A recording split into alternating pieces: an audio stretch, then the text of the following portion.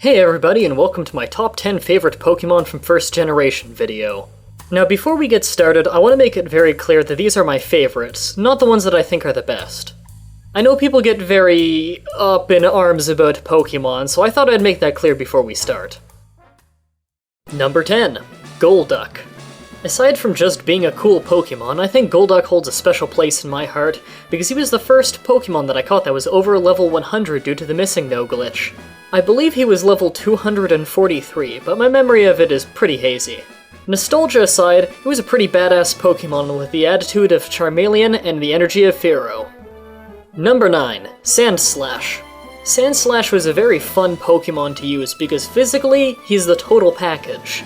In most fights where you're not fighting rock or steel, you can deal huge amounts of damage with basic moves like Fury Swipes and Dig. If you aren't fighting grass or water, you're quite a bit more hardy than your average Pokémon, and there's a special satisfaction that comes with getting a good critical hit using Slash with your Sandslash. It's a Pokémon that just feels good to use. Number 8. Cubone. Despite being one of the cutest Pokémon of all time, somehow Cubone is also very popular with the male audience. Cubone just seems so motivated and dangerous, even though it's only up to your kneecap. Being a ground type helps too, since they tend to be very hardy and Pokémon who take little damage feel safer to the user. Plus, he brains you over the head with a dead Pokémon's bone. That's badass. Number 7. Magmar. Now, I know what you're gonna say. It's a duck with an ass on its head, but Magmar is more than just that. It's an ass-head duck that stands taller than most Pokémon, has a mouth like a flamethrower, and has Confuse Ray. This thing can seriously mess you up.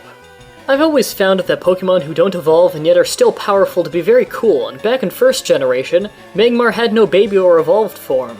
Plus, if you just look at it from the neck down, it's pretty cool. Number 6. Dragonite.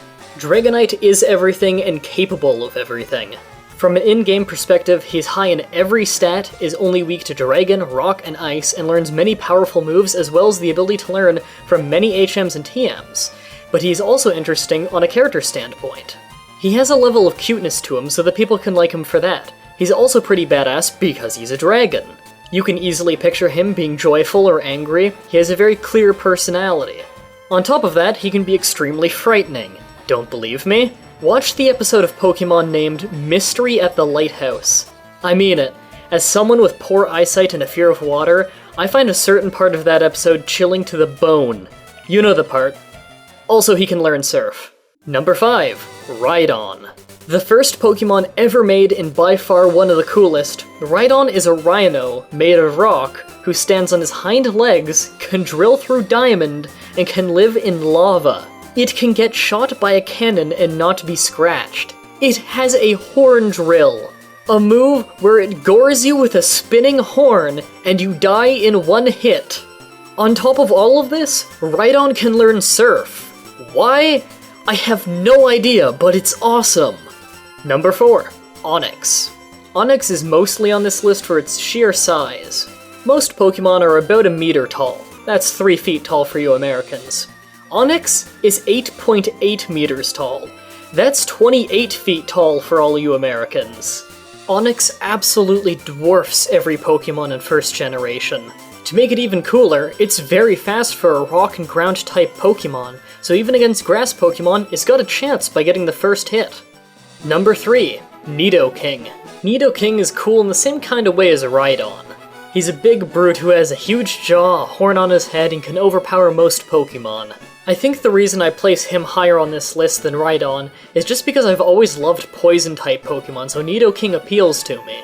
He's also a lot easier to get early on in first generation, so Sonido King has always been a staple of my team. And he can learn Surf! Don't ask me why! Number 2. Coughing. I know this is gonna seem like a weird choice, but I've always loved Coughing and Wheezing. It's a Pokémon that's based on a poisonous naval mine and can fly. It's an example of a cool object in real life being crafted into a cool Pokémon. It's not like in later generations where they just take a real-life object and slap googly eyes on it. They actually turned it into a living creature, and it works.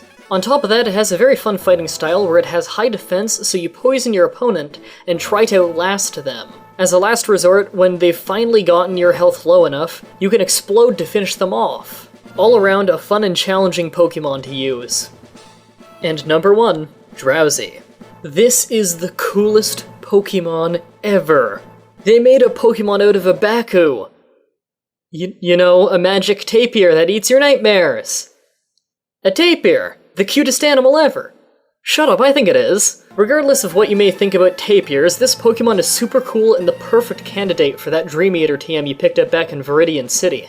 With Drowsy's high health, special defense, and hypnosis, he can easily put an opponent to sleep early in the fight and recover his health by eating the dreams of the opponent, making him an extremely hard to defeat Pokemon if you don't have a type advantage.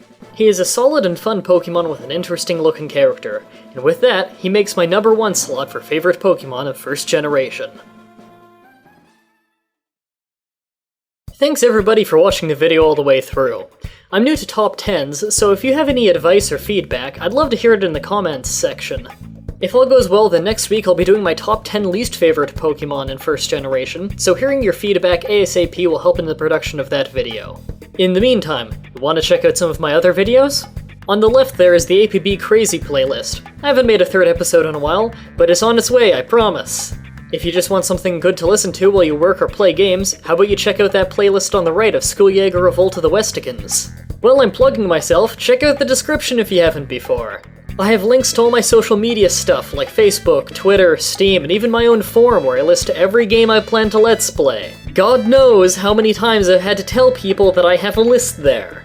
I hope you guys enjoyed, and until next time, have a nice day.